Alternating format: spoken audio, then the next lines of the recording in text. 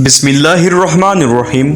अस्सलाम वालेकुम दोस्तों, कहीं ना कहीं आपने इस फोटो को देखा ही होगा जो कमल यानी लोटस जैसा नजर आता है। ये दिल्ली में मौजूद लोटस टेम्पल के नाम से जाना जाता है, यानी टेम्पल का मतलब ही होता है मंदिर। तो लोटस मंदिर दिल्ली के सबसे फेमस जगहों में से एक है।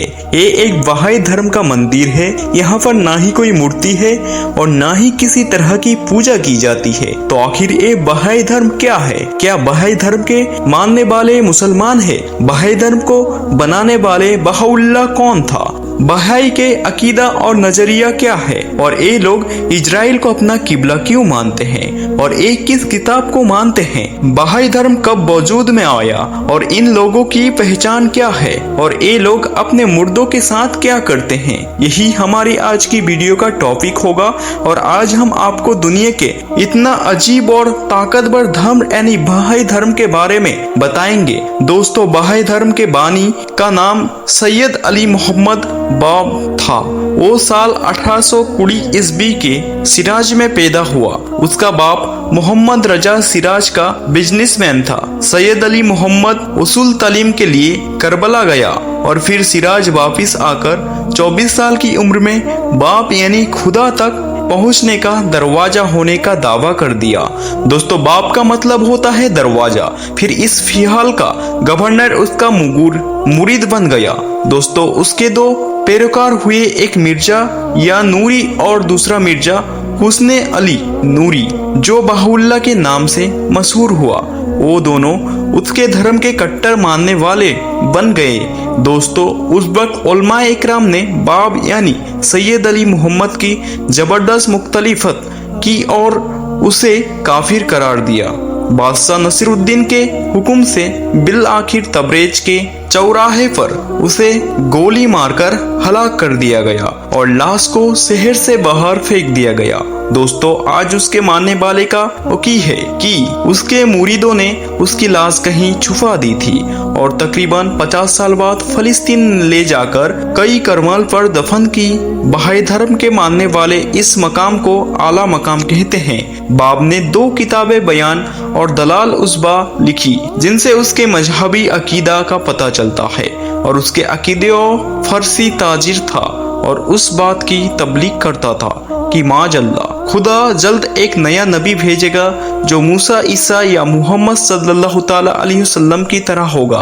बाब और उसके हजारों पैरोकार को ईरानी हुकूमत ने उनके अकीदे की वजह से सजाए मौत दी। बहाउल्लाह को ईरान से जिला वतन यानी निकाला गया। बगदाद में साल 1839 में बहाउल्लाह ने दावा किया कि मैं वही नबी हूँ कि जिसके मालिक बाब ने पेशान गोई की थी। माजल्ला, इसलिए बहाई धर्म वाले बहाउल्लाह को सबसे बड़ा मसीहा करार देते हैं, क्योंकि वो इस्लाम, मसीहा, अंतचरत, स्टेक और दूसरे बड़े धर्मों के मुकाबले अपने धर्म बहाई को लाते हैं। दोस्तों, बहाई को ज्यादा दुख सीरिया के एक शहर में उसे सजा कटनी पड़ी, जहां उसने जिंदगी की आखिरी 24 साल जेल में गुजारी। दोस्तों, उसका दफन होना बाहियों के लिए जियारत गाह की हैसियत रखता है, जो इजराइल में है, जो बाहियों का किबला भी है, जिसकी तरफ मुंह करके ये लोग इबादत करते हैं। प्यारे दोस्तों, ये लोग बिल्कुल इस्लाम से खारिज है, मगर अपने आप को मुसलमान कहते हैं और अमल के लिहाज से देखने में बिल्कुल मुसलमानों जैसे लगते हैं।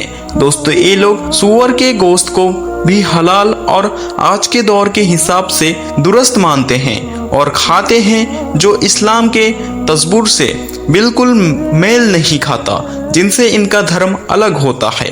इसके अलावा बहाई धर्म में इंसानों के लिए कोई खाना हलाल या हराम नहीं किया गया और हर एक को गिजा चुनने का इख्तियार दिया गया। दोस्तों, इन लोगों की कोई जाहिरी पहचान नहीं, ना ही ये अपने धर्म की तबलीग करते हैं और ना ही कोई आम आदमी इनके पहचान सकता है कि ये बहाई धर्म के मानने वाले लोग हैं, मगर एक खुफिया तौर पर इस्लाम के खिलाफ चाल चलते हैं। बहाई धर्म में मरने के बाद ताबूत में रखकर दफनाया जाता है। मरने की जगह से 1 घंटे से ज्यादा दूरी पर ले जाकर दफना दिया जाता है। कब्र बना के पत्थर पर बहाई सिवाल या एक 9 नक्षत्र बलातरा और या बहाई लिखा जाता है। प्यारे दोस्तों, भारत की जनगणना में 1991 में 5574 बहाई मौजूद थे। 2001 में 11,324 और 2011 में 4,572 बहाई भारत में दर्ज किए गए।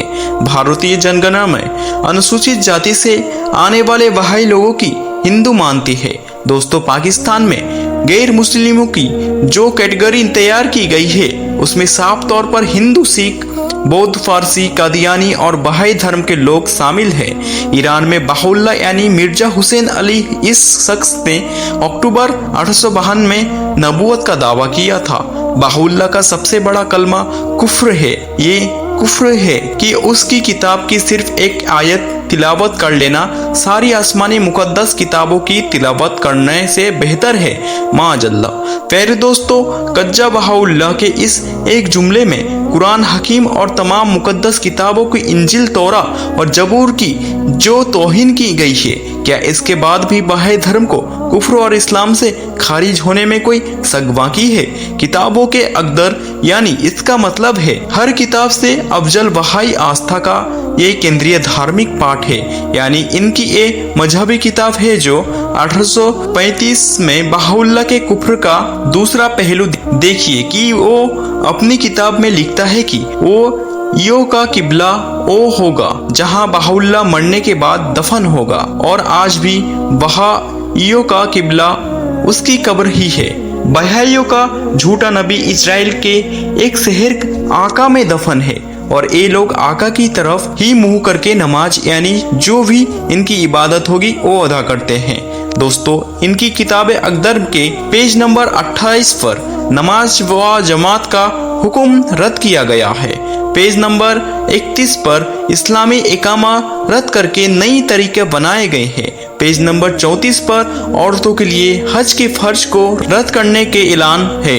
मुसलमान इस झूठे मजहब से खबरदार रहे जिसकी बुनियाद रखने वाले शैतान मरदूद ने अल्लाह के आखिरी नबी इमामुल अंबिया ताजदार खत्म नबूवत जनाब मोहम्मद रसूलुल्लाह सल्लल्लाहु ताला अलैहि वसल्लम पर नाजिल होने वाली आखिरी किताब कुरान मजीद ही को बहाई धर्म ने रद्द करके ऐलान कर दिया। दोस्तों, इन लोगों की पहचान इंतहा मुश्किल है। अगर कोई आपके सामने बहाउल्लाह या इस किस्म के किसी ऐसे शख्स का नाम ले जिसके बारे में ये कहा जाए कि ओ अल्लाह का वली या माअल्लाह अल्लाह का नबी है, तो जान जाए कि यही वो लोग हैं जो बहाउल्लाह के पैरोकार है, जो शैतान इब्लिस के पैरोकार है। प्यारे दोस्तों, आप कभी भी ऐसे लोगों के चंगुल में ना फंसना, क्योंकि हमारे जो मुसलमान भाई है वो ये करते हैं कि अगर उसका नाम बहाउल्लाह है, उसका नाम मुसलमानों जैसा है, तो ये समझने लगते हैं कि ये धर्म हमारा ही है, ये हमारे ही लोग हैं, ये फिरका है, ये हमारे ही लोग हैं। तो ऐसा बिल्कुल नहीं है। लोग इस्लाम से खारिज है, इस्लाम से इन लोगों का बिल्कुल कोई वास्ता नहीं है। तो ऐसे लोगों से खबरदार रहे। दोस्तों, इसी उम्मीद के साथ आज की इस वीडियो को यहीं पर ख़त्म करते हैं। अगर ये वीडियो या मालूमात आपको पसंद आई है तो आप लोग इस वीडियो को, इस मालूमात को अपने मुसलमान दोस्तों, भाई और रिश्तेदारों में जरूर शेयर करें और लोगों को अवेयर करें। हम मिलते हैं आपको अगली वीडियो में, तब तक के लिए खुदा हाफिज।